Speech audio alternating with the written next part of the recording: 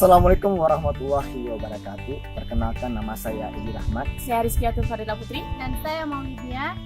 Pada kali ini kami berada di Waduk Lambadik, Desa Lambadik, Kecamatan Pekanbadak, Aceh Besar. Nah, kami sedang melakukan kegiatan tugas limnologi sesi Yang kedua, Mau tahu keseruannya bagaimana? Mari ikut kami ke dalam. Cekidot.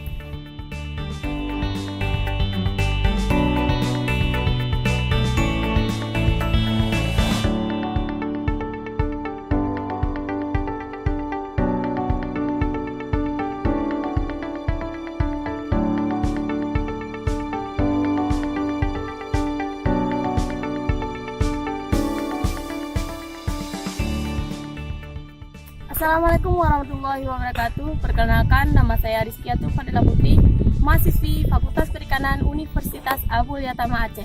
Jadi teman-teman, di sini saya akan menjelaskan tentang produktivitas primer. Jadi seperti yang kita ketahui, di dalam ekosistem pasti sering terjadi hubungan antara organisme dengan lingkungannya, yang dimana disebut hubungan hayati dengan non-hayati. Sering disebut dengan rantai makanan. Yang dimaksud dengan rantai makanan adalah serangkaian proses makan-memakan yang melibatkan produsen, konsumen, dan dekomposer. Yang dimaksud dengan produsen di sini adalah produsen merupakan makhluk hidup yang dapat memproduksi makanan sendiri melalui proses fotosintesis yang melibatkan cahaya matahari yang dimanfaatkan oleh tumbuhan, kemudian menghasilkan makanan. Contohnya seperti alga, tumbuhan hijau, lumut, dan fitoplankton. Di sini fitoplankton memiliki peranan yang sangat penting. Kenapa? Karena fitoplankton merupakan penyumbang energi terbanyak bagi biota yang ada di perairan.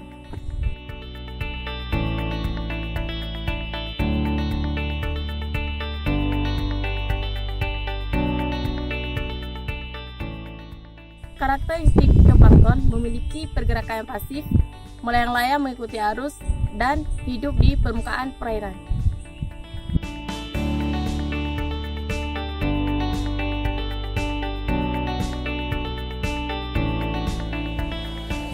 Assalamualaikum warahmatullahi wabarakatuh. Perkenalkan, nama saya Maulidia, mahasiswi Fakultas Perikanan Universitas Abul Yatama Aceh. Baiklah teman-teman, seperti yang kita ketahui, produktivitas perairan terdiri dari 3 komponen. Yang pertama yaitu produktivitas primer, kemudian produktivitas sekunder, dan dekomposer. Seperti yang kita ketahui, produktivitas sekunder yaitu produktivitas yang kedua, di mana produktivitas sekunder ini memanfaatkan energi dari produktivitas primer. Contoh produktivitas sekunder salah satunya yaitu biota. Di sini terdapat beberapa biota air, salah satunya ikan nila atau tilapia niloticus dan ikan gabus atau Channa satriata. Kemudian di sini juga terdapat ikan belut, ikan sepat, dan ikan mujair. Di sini juga terdapat beberapa jenis kerang-kerangan, salah satunya yaitu cu.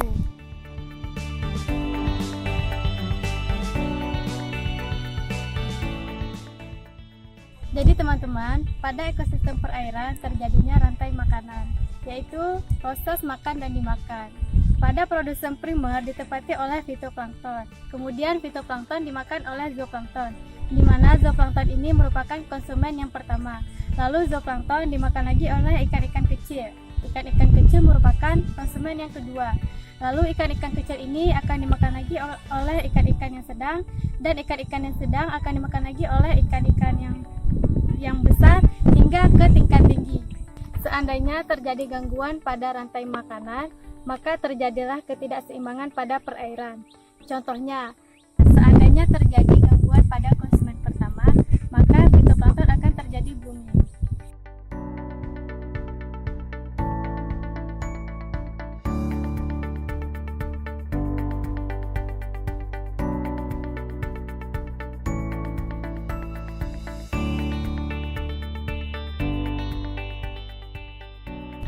Kembali lagi dengan saya Edi Rahmat. Oke kawan-kawan, di dalam produktivitas perairan serasah atau disebut dengan detritus berperan penting dalam memproduksi makanan. Karena kenapa? Serasah yang jatuh ke dalam air ataupun detritus yang jatuh ke dalam air akan diurai oleh bakteri dan enzim. Kemudian bakteri dan enzim itu membantu dalam memperkayaan jenis nutrisi di dalam perairan. Salah satu contohnya hutan mangrove. Mangrove di sini kami berada masih di muaranya Sungai Deli Lambade. Jadi kawan-kawan, pada saat ini kondisinya masih belum pasang.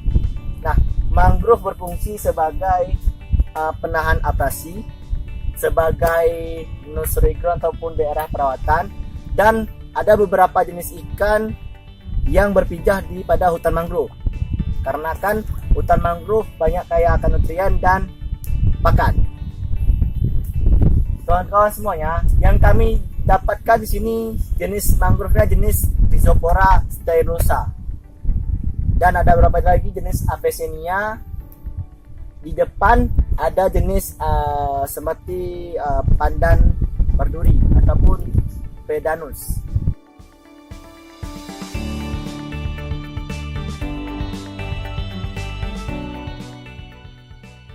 Kawan-kawan, kami sedang mengidentifikasi jenis mangrove yang ada di sini.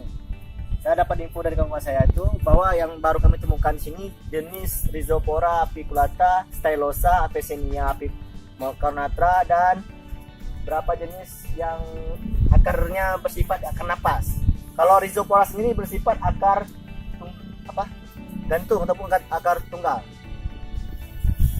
serasah atau disebut detritus. Nah, dari sini di dalam hutan mangrove ini terjadi siklus karbon, yang mana hasil dari jatuh daun detritus ini akan menghasilkan CO2. Nah, CO2 ini akan berdaur di atmosfer. Jadi CO2 ini berfungsi untuk tumbuhan, untuk tanamannya. Sedangkan hutan mangrove sendiri menyumbang oksigen yang luar biasa. Selain untuk menyumbang oksigen, hutan mangrove juga sebagai tempat transit ataupun mendaratnya burung dari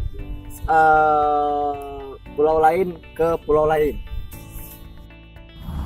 Pada lokasi estuaria ini terdapat beberapa organisme lainnya. Contohnya seperti ini. kepiting dan udang. Di sini juga terdapat organisme ikan, yaitu ikan belana dan ikan bandeng. Baiklah, terima kasih.